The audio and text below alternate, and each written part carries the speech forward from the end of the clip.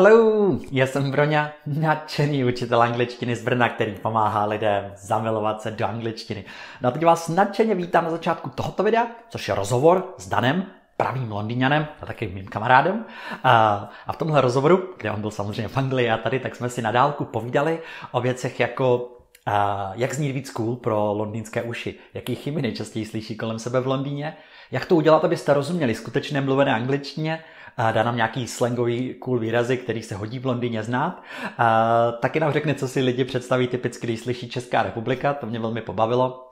No prostě je to super zajímavý rozhovor, Dan je mega sympatiák, tak já doufám, že si ho užijete stejně jako já.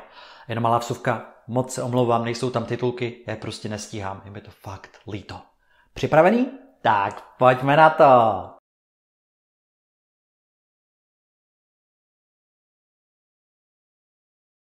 Hello. Hello. I'm it going, really, Ron? yeah, I'm happy to see you after how long? Oh my God. I think it was over a year ago now Oh. that we saw each other in person. Really? I felt like Yeah. 3 months, but anyway, we know each other really well because, we studied together in London to be better Yeah. teachers, but most people, I guess, they don't know you, that they are looking at us now. So imagine we meet at a party, I say, hello, and you say, hello, and how would you introduce yourself? I say, what do you do? Well, actually at a party, normally the first thing I would do is I just say, hey, my name's Dan, how's it going? And I'd stick out my hand like this. I'd offer my hand. Okay, hello. Like that, right? And I say, But nice the to meet you. really- And I say, what do you do? What do you do? I'd say, well, I'm an English teacher. But these days, I make online videos for English language learners all over the world. But the main thing that I would ask, the first question I always love to ask at a party is, so, who do you know here? Because then you can find out who you know in common. It's like the perfect icebreaker. Thank you. Because It's a good one. often the person you ask, they don't know anyone. So then you have something in common. Excellent. Thank you. And, we met in London, but of course for me it was just a trip. But you live in London. So what do you like about London? Or actually, do you like living in London? Yeah, I do. I mean, there are some days when I'm like, I'm fed up with London. It's too busy. It's too hectic. But London is really diverse. So it's so different in each part of London. So today I'm at my brother's house. This isn't the boat behind me, it's my brother's house. And he lives in an area that has a real Turkish influence. So there's lots of Turkish restaurants, Turkish supermarkets. But if you go around the corner, it's completely different. So that's one of the great things I love about London. If you like food, you can have different cuisine every night of the week, if you can afford it. Yeah, that's what I love about London too. But quite a lot of people fly to see London from the Czech Republic. Now it's difficult, but generally speaking, it's easy and cheap. What places would you recommend to visit? And I mean, recommend visiting, especially the ones that, not like, Buckingham Palace, but something that is not always the top 10 list in every book. Sure. Okay, so for me, I would recommend you do a canal walk in London. So the canals go through all of central London, from North London down to the centre and then out in the west. And it's really peaceful, it's really beautiful. And it's a break from the hectic pace of the city of London, really. And you can see a different side of London. You can see the boats, you can see the people who live on the boats. It's something a lot of people don't do when they visit London. So that's what I'd recommend. I did, and I really enjoyed that. Yes, but just for the people, that they say now, oh, I would love to do it. What you should Google, or how can I start? Because if you just Google Channel Walk or, any starting point. Or... You can walk for a long way. Google the Grand Union Canal, London. Grand Union Canal. And you can start the canal journey at Camden Town. And Camden Town is a great place. It's really alternative, really different. And a lot of great food. Yeah. As you can tell, I like eating, so. Yes, good. Thank you. And, that gets us to my next question, because I think it's super exciting, because you live on a boat. Can you tell us a little about it? And a lot of people ask, why? And how does it feel? Is it Yeah, how different is it, like your life from normal life, or just tell us anything about it? Well, I decided to live on the boat because I've always been interested in canal boats, and particularly the people who live on the canal boats. And when I came back from living abroad, I missed the excitement of living in another country, and I missed the adventure. So I decided to quit living in a flat and move on to a canal boat, and then move around London and also around the southeast of England. So yeah, it's definitely interesting, definitely exciting, but it is hard work. Ron, it is hard work. So do you regret sometimes? Especially at the beginning, how did you feel? Didn't you say after I don't know 2 weeks, like, I'm crazy, what a mistake I have done? Or I don't know about regret. Some days I say I don't have time to do this. It's time consuming. You have to move it, you have to fix it when it breaks. You have to fill it up with water. But, at this time of year, it's really beautiful in the morning. So when I wake up and I look out the window and I think, I'm glad I live on a boat. Oh, fantastic. Thank you. Yeah. And now we'll move a little to English section. Okay. Daniela. Okay. Hello, Daniela. She had a really good question. How much different is your English when you speak in your YouTube channel? Because you've got a great YouTube channel. If you haven't checked it, you should definitely. I put the link below. Thank you. And people said, and not only Daniela, that you speak in a such nice way, and it's easy to understand everything. How much do you modify the way you speak in the video now with me and your normal, speaking to your brother English?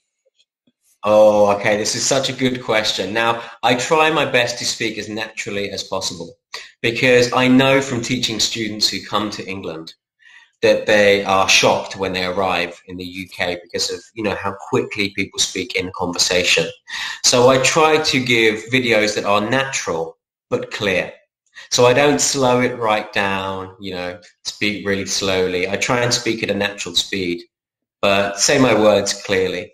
So it's a work in progress, Speaking, I have to say, speaking to camera is very difficult, and it's hard to do naturally at first. So it's something I'm working on. Okay. But for example, the answer you have just given to me, would it be the same style of English you would say to your, let's say, brother or friend in London, or were you still kind of thinking to make it clear? It depends. For example, if I'm in the pub and I'm sitting having a few drinks with my friends, I'm like to be speaking even faster.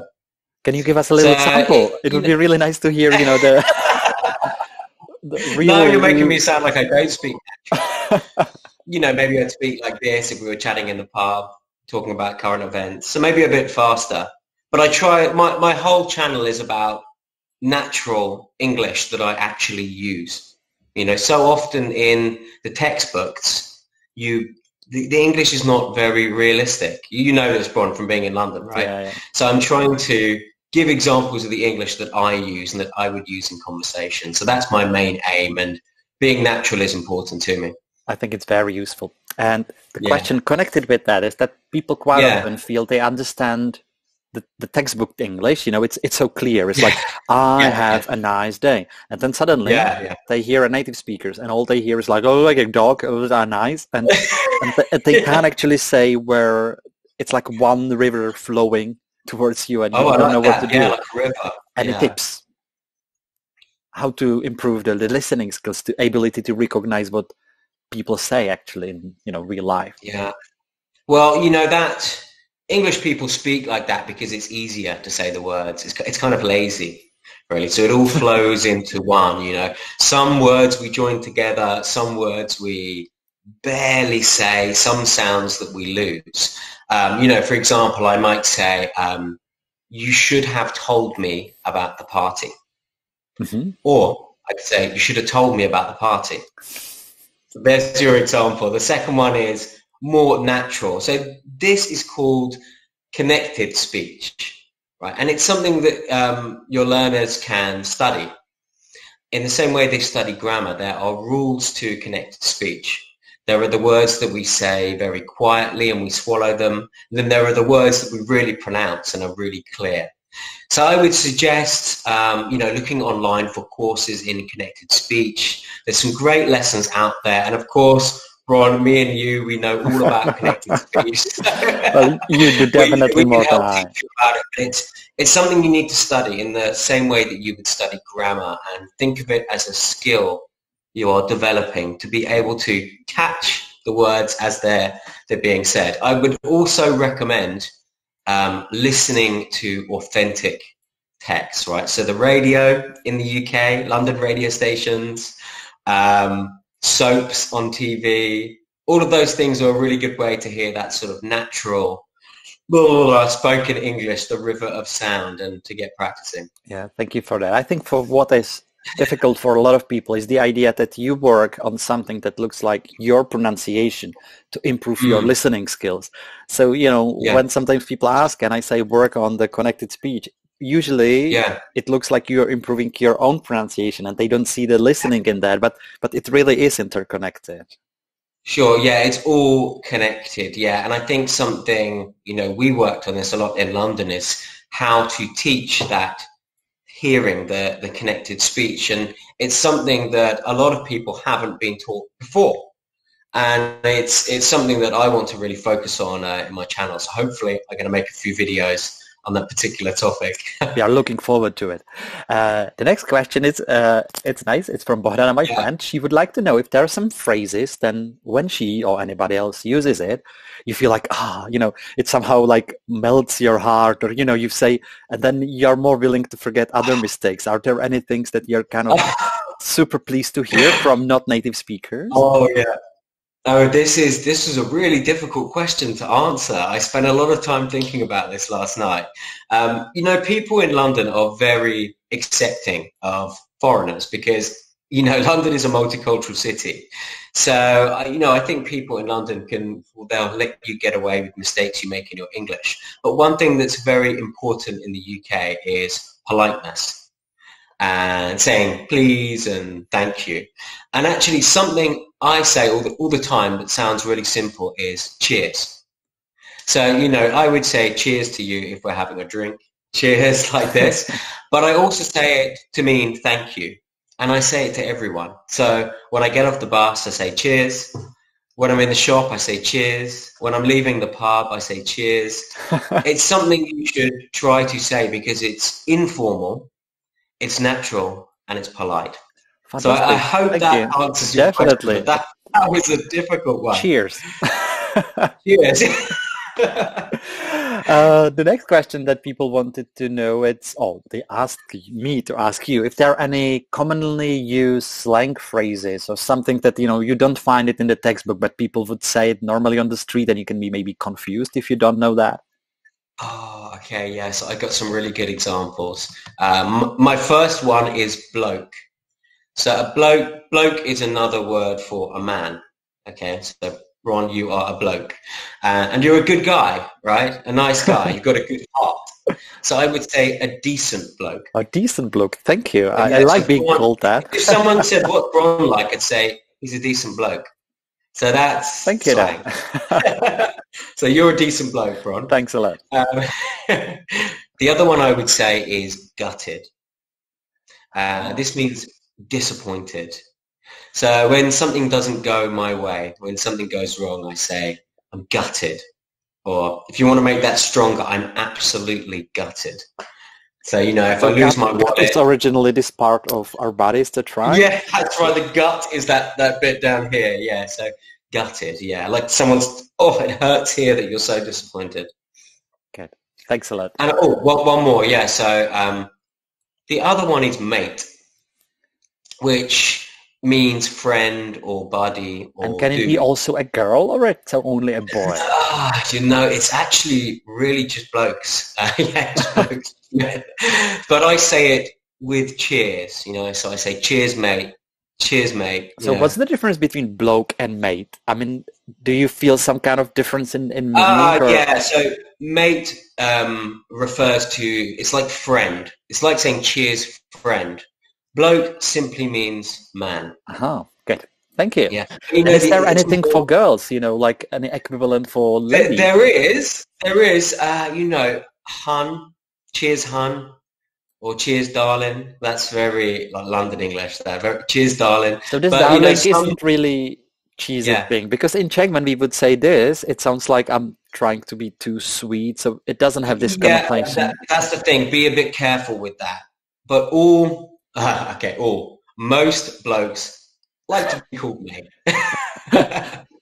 You must have heard me say it wrong, because I say it every other word. Cheers, mate. Thanks, mate. Good. Thanks a lot. There was a specific question. If you know any book that is not simplified book, like book for, English people published like for local, but it's at the level, let's say, if you're B2 level, you can read it. Because sometimes, I started reading English books with Lord of the Rings. Lord of the Rings wasn't the good choice. I mean, it's a beautiful book, but it's really, at least it was for me, difficult to digest, because the language is so rich and complex. So is there anything that you would recommend for reading? Okay, so I'm not going to be boring and say Harry Potter, but Harry Potter is great because it's written for kids and adults. So actually the language is not too complex. But as I said, I'm not going to say Harry Potter. I'm going to recommend you a book called, let me get the name right, The Curious Incident of the Dog in the Nighttime. Oh, I love it. I have read it twice. It's fantastic. Yeah, and I agree. It's great. Yeah, so the author is Mark Haddon. And so just to tell everyone, it's actually a murder mystery story, but it's through the perspective, so through the eyes and the brain of a 15-year-old boy who has learning disabilities. So he sees the world in a very interesting way. And again, it's a book that's written for kids and adults, and we can enjoy it. We can both enjoy it, So I read this book and I loved it, and I think it will be great for everyone listening. I'm going to read it again. I couldn't agree more. Yes, it's really cool. Okay, thanks a lot. That's a great tip. The next question I got is, what kind of mistakes would you say are the top mistakes you hear the most often, from your students or when you speak with non-native speakers? What would you say is like the top thing?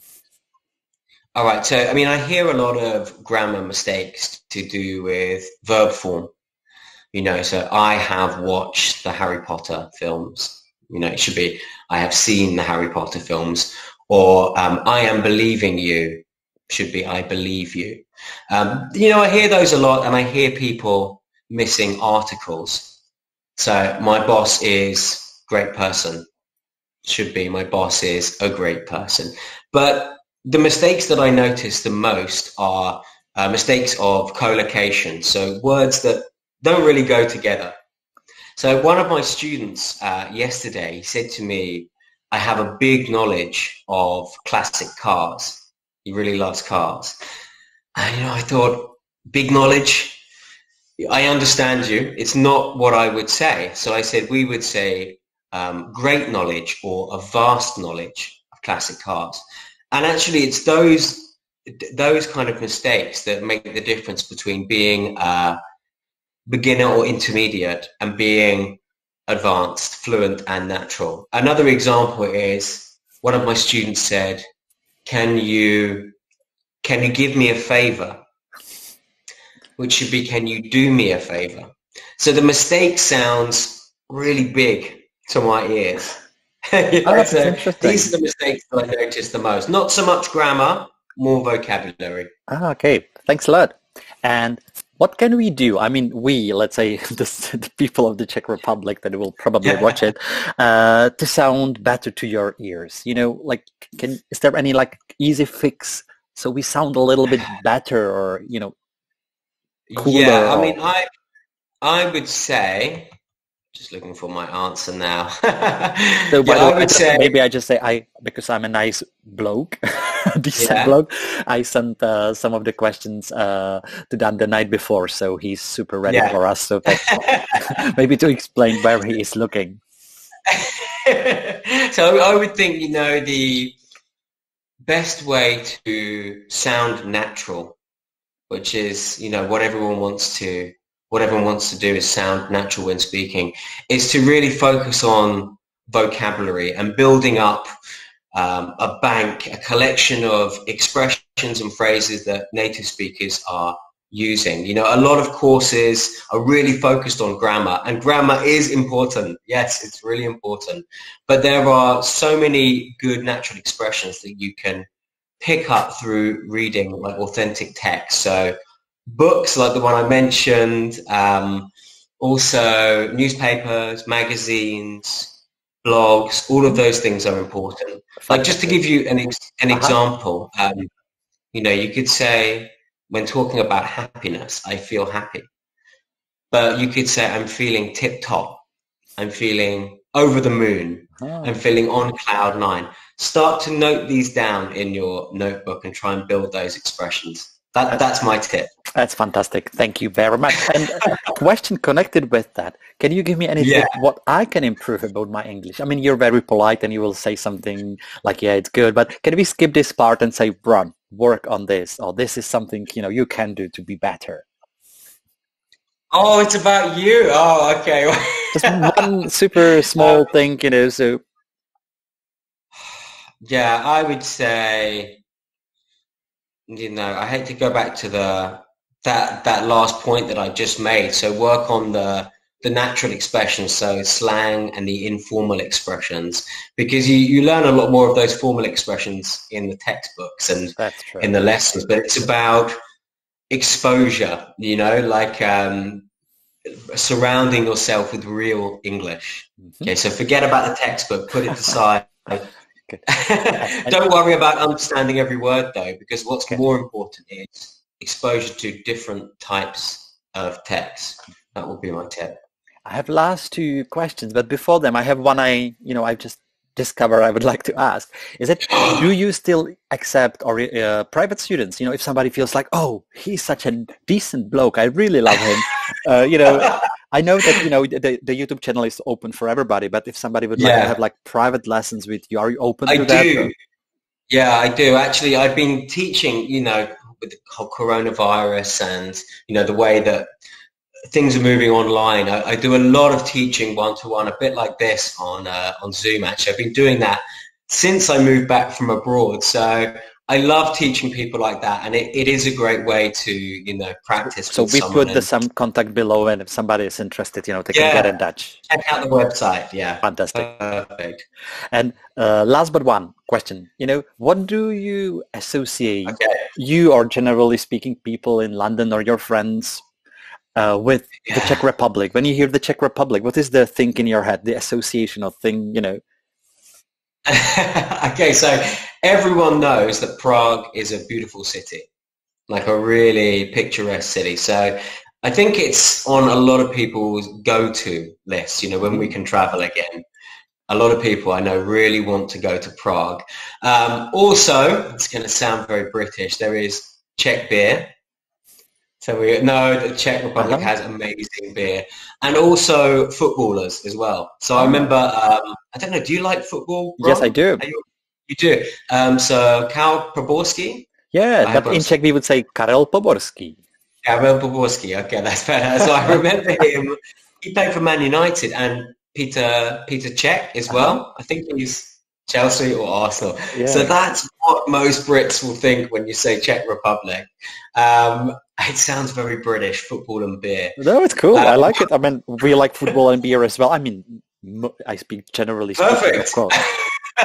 Good. And my last question is, imagine you could, for free, put something on the billboards all around London, or maybe all around the whole UK. What would you put on the billboards, and why? That's my last question. This is such a difficult question. You know, for me, at the moment, it's something that annoys me. It's people throwing their masks on the ground. You can see it all over London. So I would say, please put your masks in the bin. I hope that's not a boring answer. No, it's lovely. I expected something like, you know, love each other, or, you know, be positive. And you say, throw your mask into the bin. I love it. It's very original. I hate littering. It annoys me. So, yeah, it was such a difficult one. I thought of saying about love each other, but then I was like, no, this is the top. Okay, thank you very much. It was lovely talking to you. I will put a link to your channel down. It's fantastic. Please check it. And I hope to talk to you soon. Yes, definitely, Braun. Okay, lovely. I hope to see you in person again one day. Yes, hopefully. Face to face.